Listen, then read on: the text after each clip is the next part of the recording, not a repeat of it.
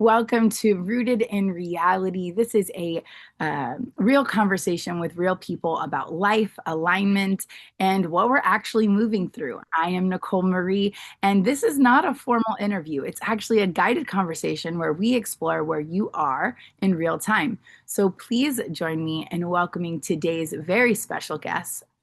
Who also happens to be my tío, my uncle, Roger Beltran. We are very, very honored to have this conversation with you, and I would love to just jump right in. So, Theo, what hmm season of life are you in right now? Like, what is present for you in your day to day? Well, right now, I moved here to Tennessee. I bought a piece of property and I'm homesteading. Right, homesteading, a Cuban man homesteading. Oh yeah, Yeah, it's part of our culture too. You I, know, I love that. I we love, just we just do it in a different way. and I want to hear more about that way. So, tell me, like, what does that look like day to day for you? Oh, it's early. Uh, Start with feeding my pigs. Doing cutting lawn, cutting down logs, chopping wood for the winter and the next winter, obviously, and tearing up the soil to do some gardening this summer or this spring. Sorry, we're almost coming up to that. And basically, that's just a thing every day. Yeah. So, Mm-hmm. what do you feel most connected to in your life right now?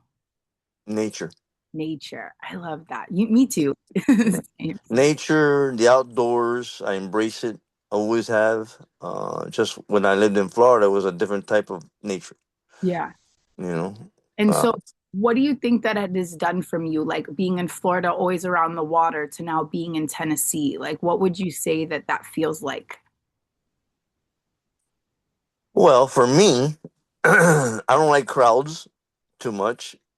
So Tennessee provides that because there's so much to do here. There's so many trails, so many hiking opportunities, tremendous amount of waterfalls, Mm. cave exploring.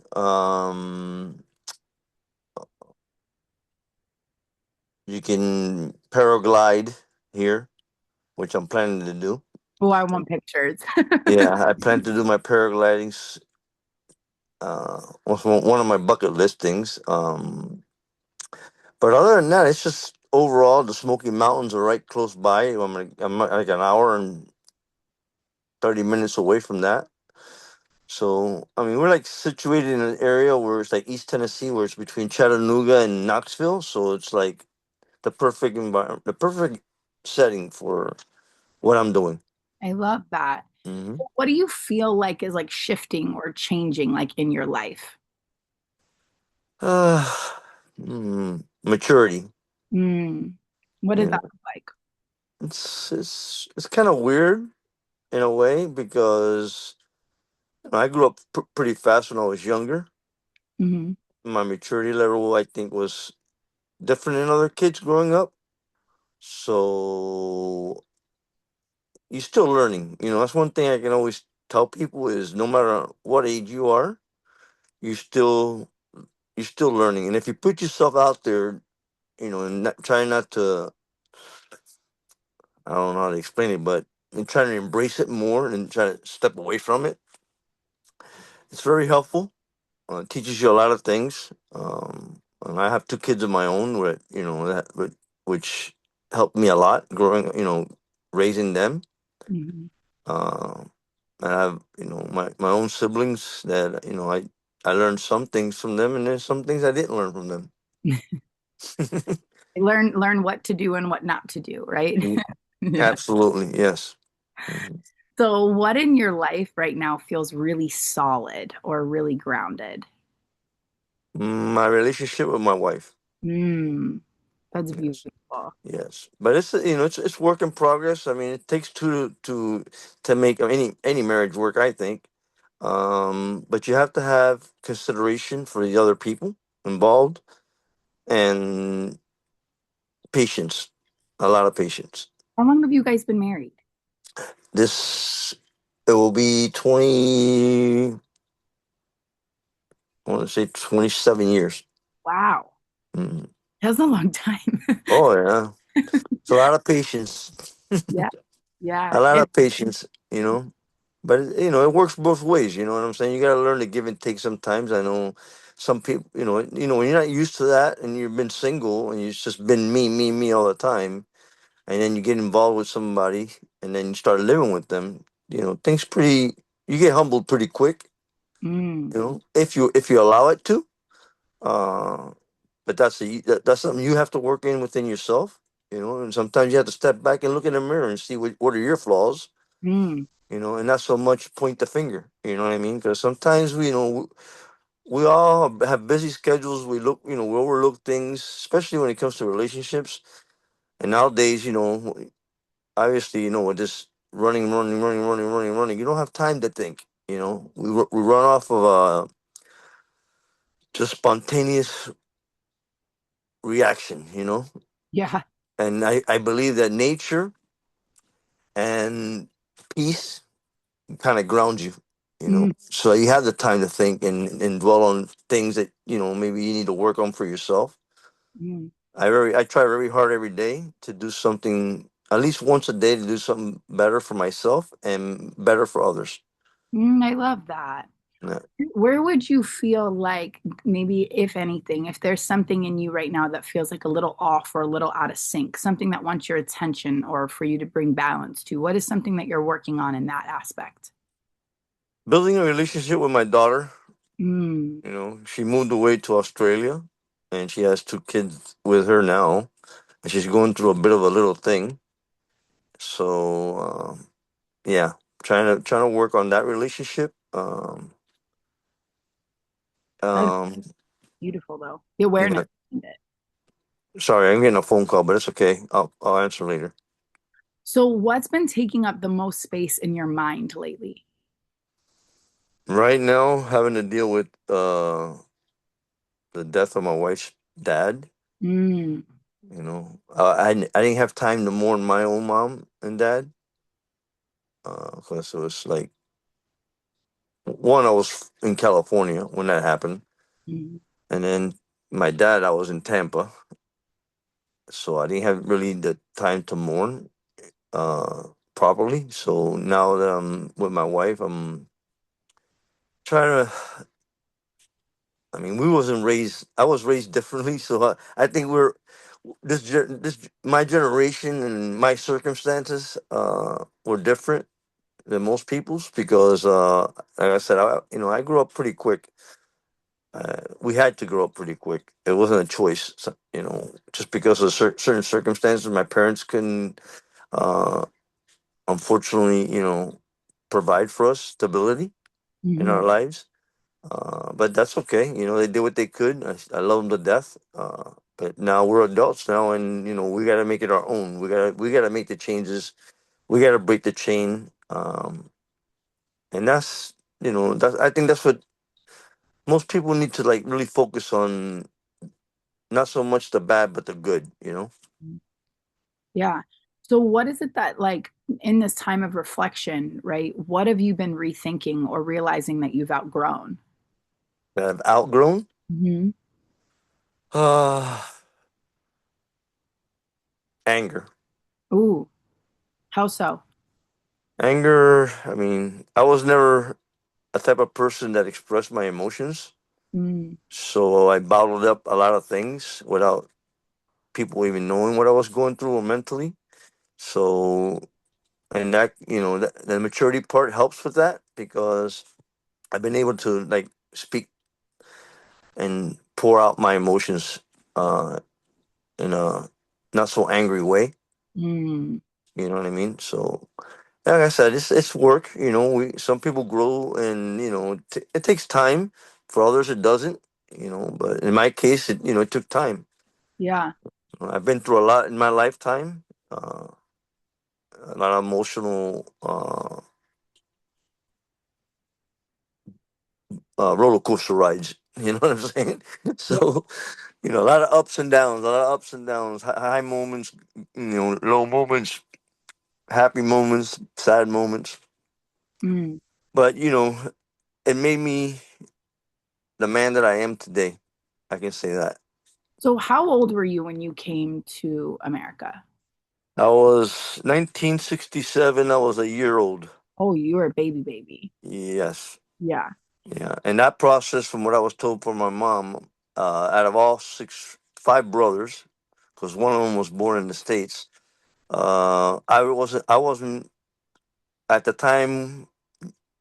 I was sick when I was a baby, and I wasn't gonna be able to come over here. My mom and my other siblings and my dad were, so I had to come over here with my grandmother, uh, her maiden name, because of the conditions that I was in. They wouldn't allow me to travel, so my grandmother wasn't gonna come here without me. So I don't know what happened. They found out what needed to be done, and that's what I had to do. I had to come here with my grandmother's last name. All my other siblings had my father's last name Mhm. first, Mm. and but yeah, it was a. I mean, I don't remember too much about my childhood back then. I do remember from. I think my. I think from the age of. I have certain memories, like from the age of 1 to like 7. Mhm. Uh, the most of the memories I have as a child was like when we moved to Miami, because we used to live in Philadelphia and New York. But yeah, I mean, I had happy moments I remember, and then I had, like I said, a lot of uh, uncontrollable things when you're young. You can't control, Yeah. in your life, that you, just because being a kid, you don't. But Outside circumstances. right, and I didn't, like I said, I didn't have a childhood like normal kids have. Uh, I remember up to a certain. I think until about I was maybe 10, I had fond memories, but after 10, I don't think I have any, you know, memories like that as being a child. And you know, like I said, I was a 10-year-old in a 15-year-old's body, Mm. teenager. And then when I became a teenager, I had the mind of a 27-year-old. Then you know what I'm talking about. So Yeah, 'cause you started working very young. You had to help provide with everyone else, right? yeah, yeah, I didn't finish school. I dropped out at the 7th grade, and not by choice, just because of necessity. In Hmm. my mind, because until you go through the situations, you don't know how to react. Hmm. So my brain was like on fight or flight mentality, Survival. survival, absolutely. So yeah, I mean, like I said, I don't regret my life. I think the life that I was fortunate to have made me grounded in a way. Mm. So I think I made better choices after a certain period of my life. And my kids, having kids really helped me. I Yeah. know some people would say the opposite. Uh, I embraced it. I mean, I loved it. I love kids. You know, I wish certain circumstances could have been different, but life is life. You just keep going forward. Mhm. You So know. what have you been feeling recently? I know you had talked about your wife's father passing, and so grief and sorrow are the things you've been processing. But like, what are some other feelings that have been coming up for you? Sometimes I ponder on having a better relationship with my siblings. Mm. I struggled real young with that, trying to keep the family united, so to speak. And like I said, I was always the type of kid that always kept his feelings inside, his emotions. But at the end of the day, I love my family. Thank God my grandmother kind of raised me, because my mom, I only saw my mom in the afternoons when she was, saw her in the morning, saw her in the afternoon. So I didn't spend that much quality time with my mom. So my grandma was more like my mom to me. Hmm. Uh, but I love my mom to death. I mean, and my dad, I mean, regardless of his situation, you know, and not trying to, not to downgrade him, but I didn't have a father figure, so to speak, like normal kids. Hmm. He was there, present. I respected him like a father, but he didn't have the ability to parent the way a father should parent. Hmm. Not so much my mom. My mom really, she was like the the kind of the link that hold everything together. Hmm. Poor thing. She suffered a lot. you know, coming into this country, not knowing the language, trying to adapt as best she could. So yeah, So those are is things. So those are things I think about now, mm, and I have those moments where I'm out in nature again. That's where I get my peace. That's where I get my tranquility, my time to really ponder on life and things in my life, and you know, just feel it all. just feel it all. So, is there anything that you would say that like hasn't really had the space to be expressed? Mm, uh, still working on myself. Still trying to find and get, like see a psychiatrist or see some type of counseling. Mm, Uh, I want to get into more family counseling for me and my wife and my kids. Because again, like I said, when you grow up the way I have, you don't have you're not raised in those with those type of strengths. You know what I'm saying? yeah. I mean, you have no feelings. You have no way to express yourself. I mean, you have feelings, but they're suppressed. You know Mm, what I mean? In such a way that you feel numb. You yeah. don't. You don't have. At one time in my life, I didn't even have emotions. You know what I'm saying? I kept them bottled in so much that I don't know. It's just hard to. Even when I got married with my second wife, I found it hard to like. I don't know if it's the macho part of the Latin culture, because the way we were raised, we're raised to be like tough and macho, and all that. But and and I wasn't that type of person anyway. But it's a mixture of a lot of things mentally. Yeah. Yeah. And when you don't have the skills, like when you're not taught the skills on like how to open the bottle and feel the things and process them and how to hold different things, I can imagine that could feel very scary. Oh yeah, I mean, but like I said, that word scary, it was something that wasn't in our vocabulary. Yeah. You know what I mean? Because it was just like it was so every day was a different. I felt to me like every day was a box of surprise. You know what I mean? When I woke up in the morning, you didn't know what you were gonna get, but you were prepared to deal with it and Yeah. and try to move forward as best you can, even though it didn't seem right. You know, and it was like I don't know. I can't explain it. I mean, all I can say is that one thing I've also learned is embracing my spirituality more, Hmm. and I think that's helped me a lot. I can honestly say that I've been through some ups and downs in my life, and since I got married with my wife and getting closer to God, and it can be any religion. I'm just talking about spiritually connection, that spiritual connection Yeah. with our Creator. It's really helped me be more grounded. Mm. You know what I mean? That's very beautiful. And what Yeah. would you say that you're being pulled towards right now? Do you feel like that you're being pulled towards like a deeper relationship with God, with nature, with like both? Like what does that look like? What does that feel like for you? I think it's both. Yeah. I think nature. I think that's what God created. Everything He has for us in this world. Especially the outdoors. You know, I really feel a deep connection with the outdoors. Even I talk to the trees. Believe it or not, some people think you're crazy, but trees have emotions. We don't see them, but trees has feelings. Plants have feelings. I believe that. I believe that God put these things for us to help us cope with life. You know what I mean? Mhm. And if you read, once you start learning about the Bible and you start realizing and pondering on certain scriptures, really digging deep into them. Uh, Not that I'm any professional in that aspect, because I'm still learning. And I believe in the Bible. When you're reading the Bible, I don't care if you're 100 years old, you're still learning. You know, um, I really believe that that's like the main. Uh, I honestly, as I'm getting older, I'm feeling that connection needs to be there. Mhm. You know. Mhm.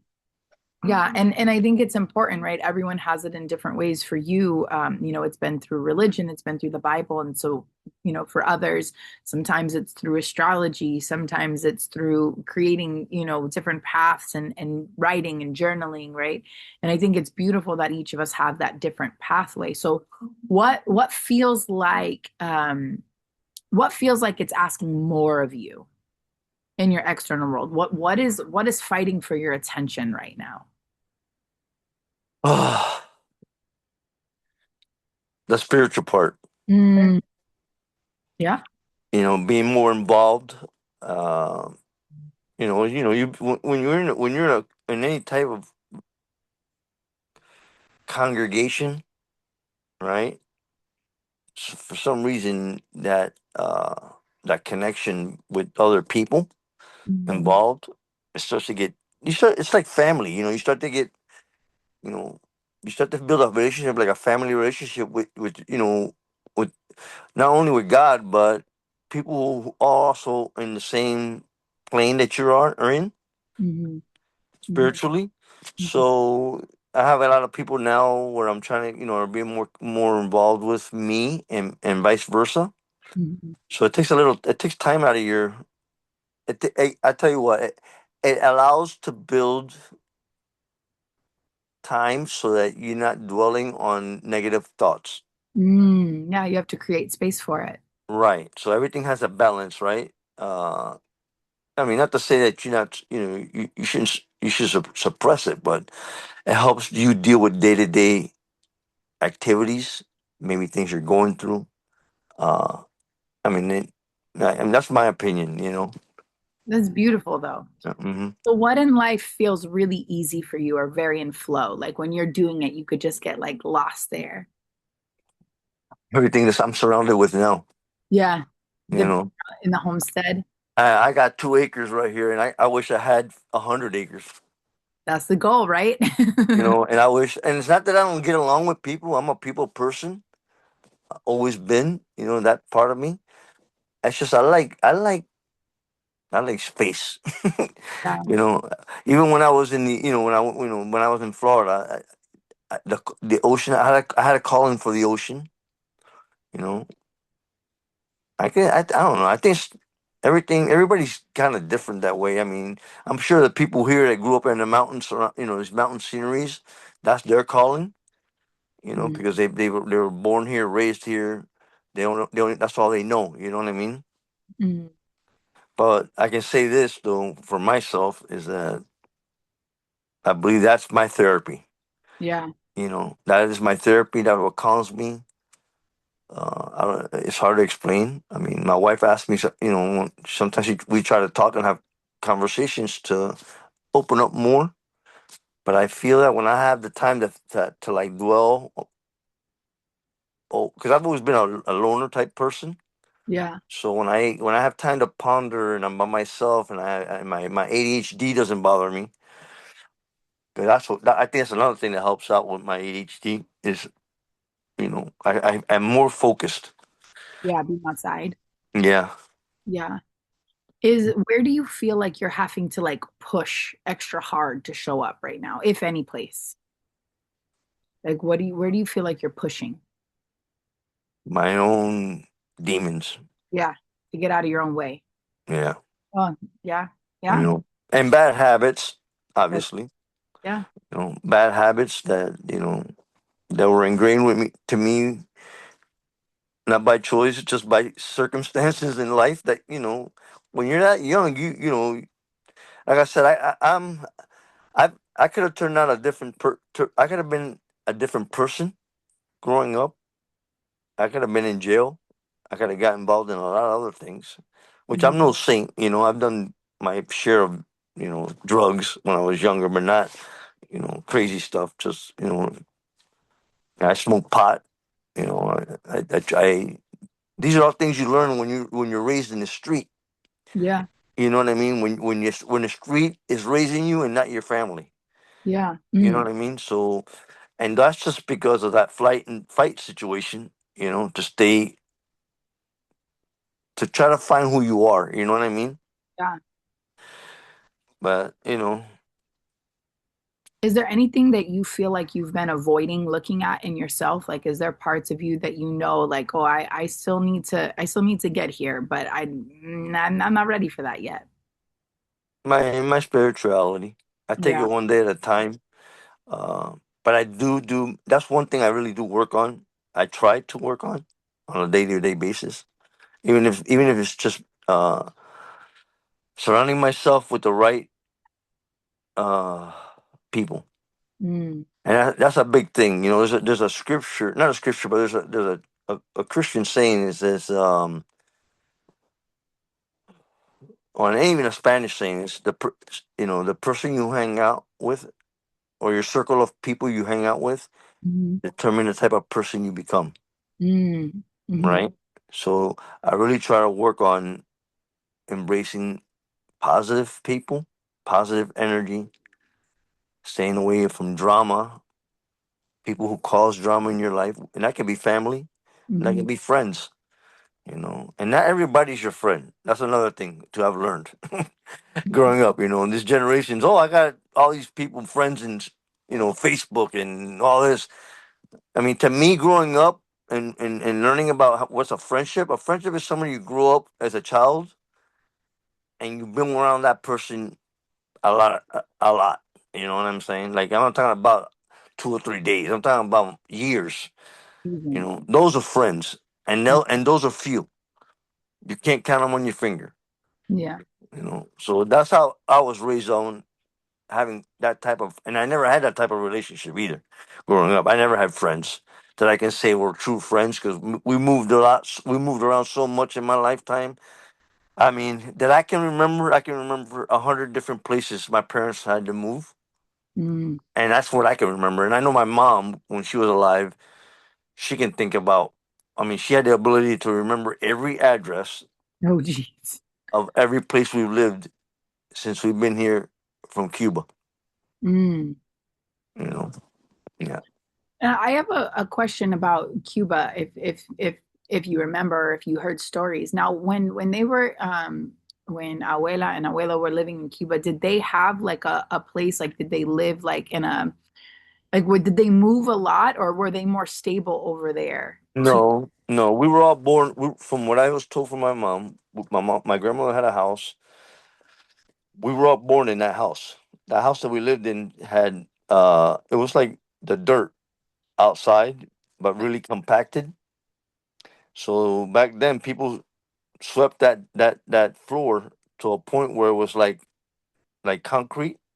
Mm, So from sweeping it over the years and over the years, it became like it was like kind of clayish, but hard clay. mhm, Yeah, yeah, we were all my 5 brothers and sisters. My grandmother brought us into the world. She was the midwife to my mom. We didn't go to doctors. My grandmother never took my mom never took us to the doctor. My grandmother was our doctor.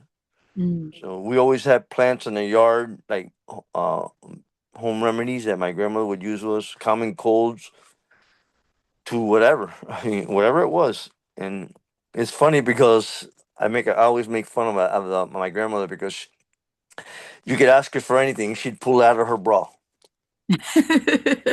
You know, she had everything in there, medicine, you know, tools. I mean, that's one thing growing up. They used to tell friends that I had, growing up. They used to tell me, "No way," and yeah, I swear to God, that's my one of my fond memories of my grandmother was and I laugh because it's funny. I mean, to me, it's hilarious. it's hilarious. Everything she didn't have a purse. I never saw my grandmother with a purse. Never.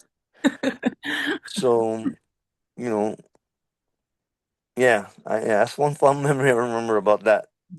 That's constant in my brain. Is whenever you needed anything, she had it. Mm. You know. You know, it's so funny. Looking at my life, right, and where I am now, and knowing Mhm. like my situation, like I didn't really grow up with you guys very much. Right. No, it was with the way that my parents divorced and the direction that my life took us, it was very different. And so, ironically, as I've entered the season that I'm in now, and I have the ducks, and we're Mm-hmm. doing the nature school, and I all of the nonprofit work that I'm in, where it's very close to land and stewardship, I always get asked the same question, Mm-hmm. like where did you get this from? Like, did your family? I'm like, no, I don't know. Like, I have an apothecary of 90 herbs. I haven't taken an ibuprofen in almost 9 years. um Mm-hmm. if my son gets sick, it's the same thing. And I never knew like where I got that from, right? Like, it wasn't something that I was taught. It wasn't something that in my household growing up that I was introduced to every day. And so hearing stories, right, of my family, of how you were raised, and things that were normal for you, and to see how, like, even though that there has been that disconnection where you weren't a part of my day-to-day life, but there's Mm-hmm. certain things that I'm still drawn to. There's certain things that I'm like, yeah, that's it. That's where I get it from. And it's almost like that moment where, how they say the apple doesn't fall far from the tree, but like see Well, the tree which the apple came from. I'm like, look, yeah, you see, like this is it. I'm not crazy. Like it's mm-hmm. and It's in our blood, honey. I was about to say that. I was going to say, I remember even with my dad, like everyone would always say when I would do certain things, they would say, it's in your DNA, it's in your blood, it's in your blood. And I don't know if I ever told you this, but I have this joke, right? Mm-hmm. I think it's hilarious. I'm Cuban Italian, right? My dad Cuban, my mom Italian, and I would always say that my DNA was colonized. Oh yeah. Well, I'm saying so. In your grandmother's side of the family, originally we're from Spain, right? So we have our culture from my grand, and I found us out later too. So we have a Celtic culture. Mhm, You know? And remember, Italians and Spaniards were very similar, in uh kind of like culture related things. mhm, And that's why I tell you, it's just in our blood. It's like in we're part of the Caribbean, islands. We have that Caribbean background, African background. We all stem from Africa. mhm, You know what I'm saying? I mhm. mean, when we hear a drum, we start. We have rhythm, baby. We I don't care where you at, What you're doing, what you're doing. that As soon lower as body. I don't care if you're at work. If you start hearing drums, your body and your hips start. I don't know what it is that that Cuban blood starts boiling inside you, and it happens to me, and I'm very Americanized. I've raised I was raised Americanized. I mean, I have my Cuban culture, with all the Santeria and the salsa music and blah blah, and then to this day, my wife even laughs at me because whenever we get invited to parties and somebody plays some type of Latin music or even soul music, you know what I'm saying? Hmm. It's like you can't stop it. It just comes out of you, you know. Yeah. No, And no, I know. people look at me at what I look like. I don't look like a typical Cuban person. You know what I'm saying? Yeah. I got blonde hair, blue eyes, white. So when people look at me, even American people, they freak out when I tell them I'm Hispanic. Yeah, Yeah. that's what I'm saying. It's like there's so many different emotions that I go through growing up as a kid. Having to switch from that part of my life to the part of the life where I had no choice but to embrace. You know what I Mhm, mean?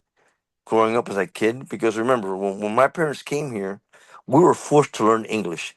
English. We were only allowed to speak Spanish at home. You know what I mean? We were never able. You know, we had to. It was just ingrained in us to learn English, and that's what made us more Americanized growing up. More so the Cuban side, and that's from my experience. I have other brothers and sisters that embrace that Spanish culture. mhm, Like my older sister, two of my older brothers, uh, and three of us are like half and half. So I don't know. It's weird.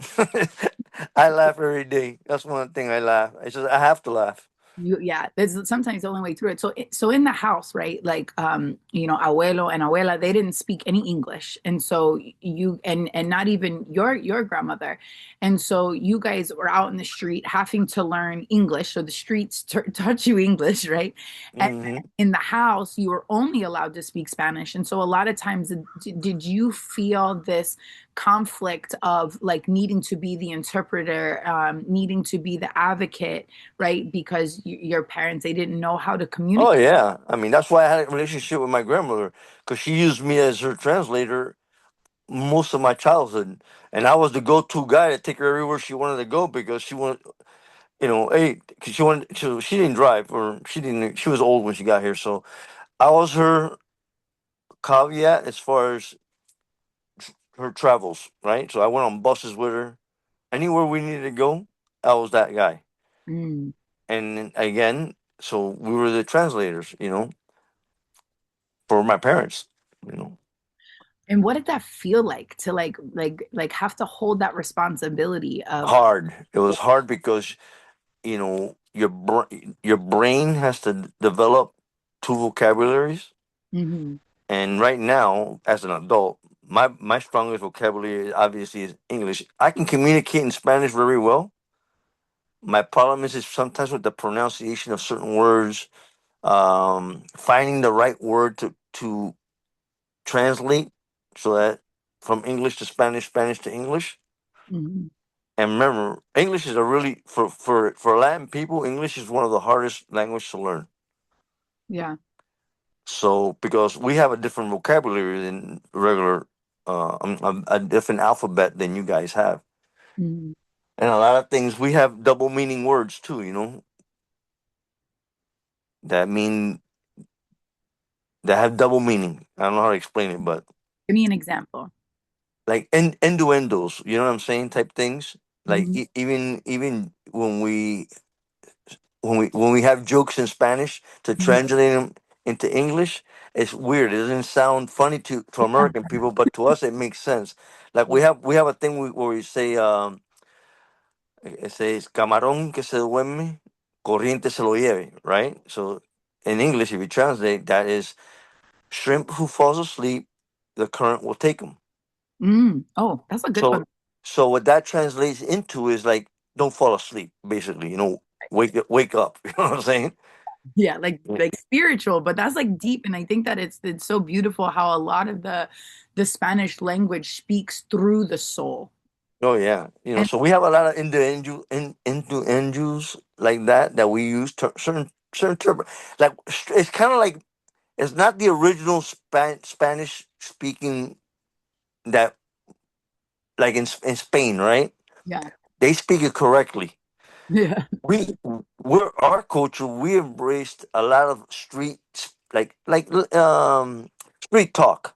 Hmm. And every province in Cuba has a different type of that type of talk. It's like here, you have your rednecks, you have your Mississippi lingo, you have your Florida lingo, you have your New York accents, like it's like even the American language has its own little type of street vocabulary, Hmm. and like I said, every city has that different thing in Cuba. Like you Hmm. have your country people who talk country, then you have your city folk in Cuba that talk like city folk.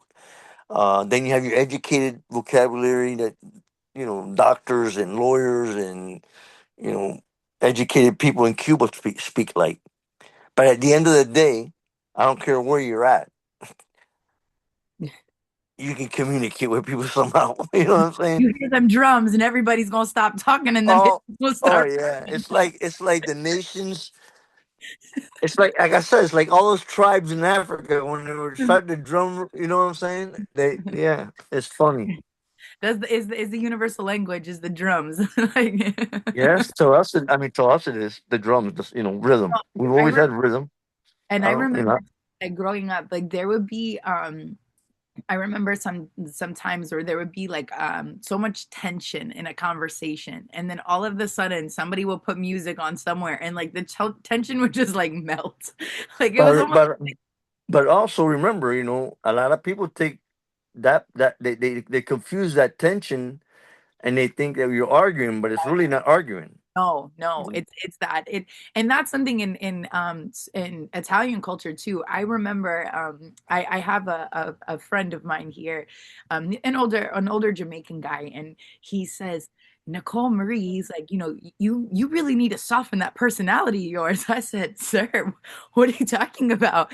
And he's like, no, like sometimes he's like, you get on something and you're on it, and I'm like, I don't think that that's a bad thing. Like, like I'm raised different than you now. And think about it, like Jamaicans, their rhythm, the way that they speak is very con calma. Like it's Mm. different. Where you have me, you got Italian, hot blood Italian, very passion Cuban, and then are you gonna get me on a subject like what? Like what do you expect to happen? I don't mean to Yeah. be angry, but it's like it's learning how to allow all of that to move through you in a non-reactive way. And I think that I'm, learning to hold it and embrace it. And what does it feel like in my body? What does it feel like in me? And so hearing, right, the relationship that you have had with yourself throughout that journey, and at one point in your life having to hold it all, not being allowed to feel it, right, like not being allowed to express it, not knowing how, not having the tools to express it. And now Mhm. as you're older, being able, and I think that it's very beautiful too. I want to acknowledge this, that they say that you can't teach an old dog new tricks, but I always say if the dog is willing, you could teach the dog anything. And so I think that in a lot of ways, you are an embodiment of that truth of like, you don't get too old, right? If you're willing to identify, look, these habits or these things that I had to learn, I learned them because of survival, but I'm not in that anymore. I'm not in survival anymore. And I want to learn how to be in peace. I want to learn how to grow. I want to learn how to live close to the land, to be a pig farmer, in your example, right? Um, and to be willing to learn the new skills, to Mhm. be willing to look at yourself in my world, we call that metacognition, the ability to look at yourself, to look at the patterns, to look at the things that you've done and see, A plus B has gotten me C, but now Mhm. I'm looking for this. So what is it that I can do inside myself to get that result? What habits can I replace? What things can I grow from or adapt? What have I not been looking at? And throughout this entire conversation, I feel like I've seen you know how that inner process, how that desire to experience love anyway has prevailed over all things. And so I ask you, like, as we've talked on, Mhm. like, what has become clear for you, like, if anything, like throughout this conversation, have you been able to witness yourself and say, well, damn, like I have done that? Yeah, I mean, like I said, I mean, with me, it's been like the emotional, not being, no, circumstances not allowing you to be, it hardens you. You know what I mean? Mhm, mhm, It mhm. hardens you in a way such as that you can't express yourself because it's it's like failure. It's like weakness, Yeah, and it's that fight situation where you have it's a switch you can't control. yeah, It's because it's automatic. So for me is learning to being able to um im- uh, have some type of control with that switch, yeah, right? often. uh, Yeah. uh, how can I put this? I've learned to become the man I have because of changing. Really, really, really, really looking in a mirror and pick out the flaws in yourself, right? And not just look at them and say, okay, no, you have actions. Actions speak louder than words. Mhm. You know, you have to make the change. You have to have the desire. You have to say, you know what, it ends here, Mm, mhm, right? mhm. And really, really, really, really ponder on that and make the change. Make the change on, well, in my case, I love my kids to death. Okay. One thing about I've learned is I've embraced that part of my I have had to suppress that part of my that part growing up because and I've embraced it. You know, I've changed for my kids. I've changed for my wife. I've changed for my try to change for my the exterior part of my family. Mhm. You know, I've always loved you guys. Always. That's never ever gonna stop. Um, it's just like I said, you have to work on yourself. You have to be willing to work on yourself. And if you're not, that you're just being selfish at the end of the day. Yeah. You know, you're not truly thinking about what your actions are doing to other people around you. Yeah. You know Yeah. what I mean? True. Yeah. So So throughout this conversation, just has anything shifted for you by just saying it out loud? yeah, I mean it's uh I see myself and I hear myself talk now and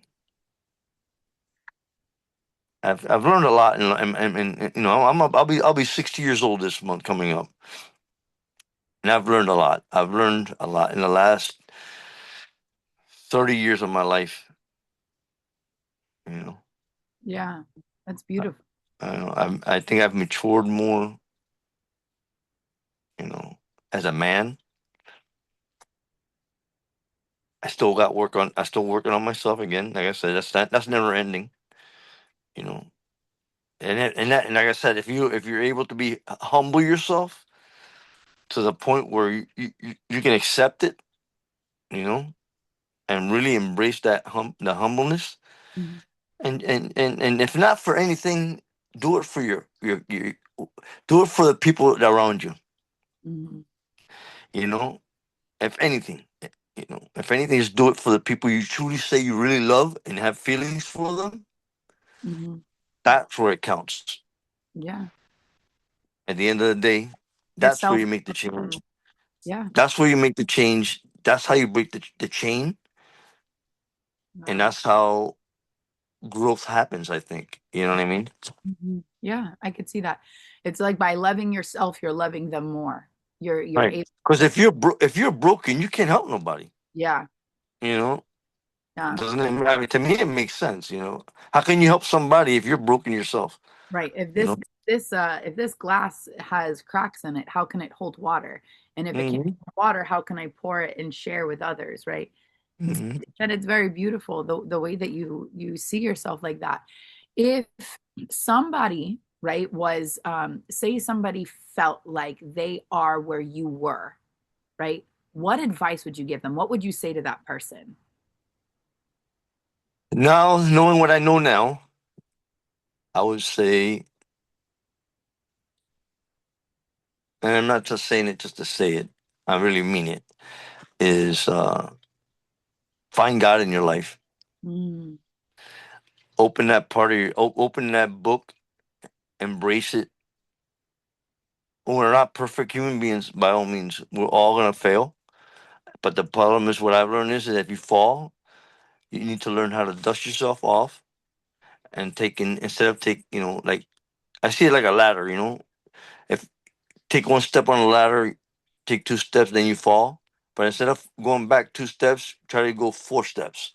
mm, Right? Always trying to do something better every day. That's what I was saying a little while ago. Try to better yourself every day. One part of your life. Just try to better that every day. Whatever it is, you know, emotionally, spiritually,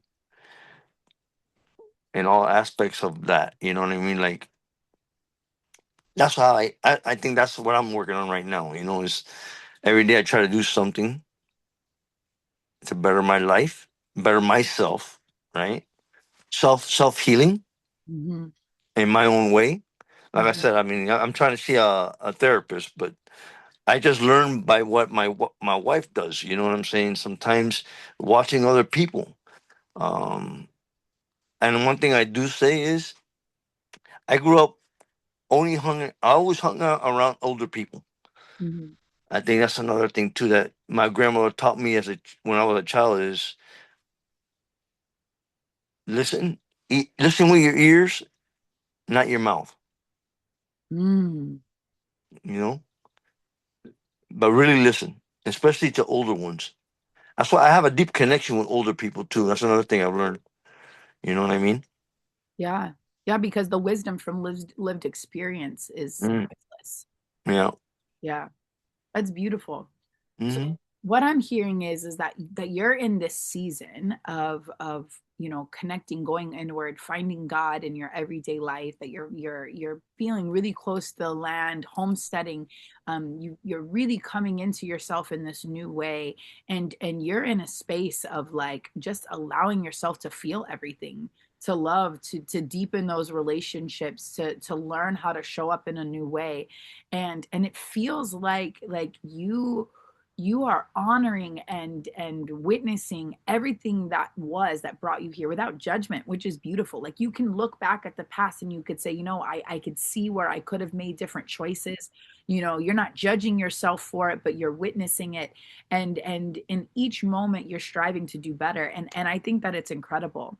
And I Hmm. really just want to say thank you so much. Thank you so much for being willing to sit down and express yourself in this way. And I know that there's someone somewhere who is watching this who is going to feel that. And I think it's so important that you're doing something by being willing to vulnerably express your heart and your story and your Hmm. experiences, that it doesn't matter where you come from, right? Like you don't have to have like all of the resources and the perfect house and the perfect family. You just have to have the willingness to seek God, to seek love, to do better for your life and to create with what you're given. And I love it. I love that you're in Tennessee. I love that you've been given this opportunity to live close to the land. You've been given this RV. You've been given this, these pigs. You've been given all of this opportunity to do things, and I think it's beautiful. And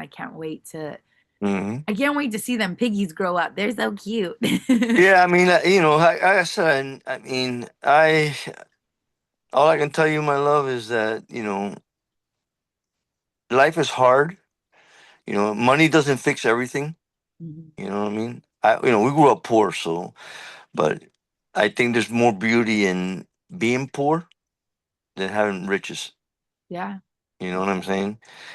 Don't get me wrong. We all need money. We all like things. Oh, and that's another thing I've learned too, is humbling myself to minimize my life as far as, do I really need this? You know, or do I want this? Mm, You know what I mean? It's just gonna make you. It's just gonna is having this, whatever it is, gonna better you as a person, mm, right? mm. So that's one thing I have learned on my, that I've really, really, really tried to, I'm humble myself to that point. Yeah, I wish I had $1 million, but you Yeah. know what? When you have people like us or like me, for example, there's a reason why I always tell Christine, there's a reason why God didn't give me riches, right? Especially poor people. I think. And maybe I'm just overthinking it, but that's how I ground myself. I say to myself, it's maybe a reason why God didn't make me rich, because I'd probably spend it all in one day, right? Really?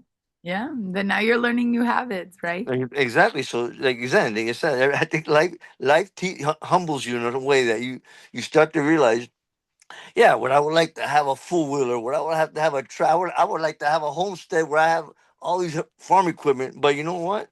At the end of the day, I think simpling our lives to have to, be minimalist, that helps a lot. Yeah. That's You beautiful. know, you know. Well, thank you so much for coming on. And this was another incredible conversation rooted in reality. Mm-hmm. Until next time. Thank you.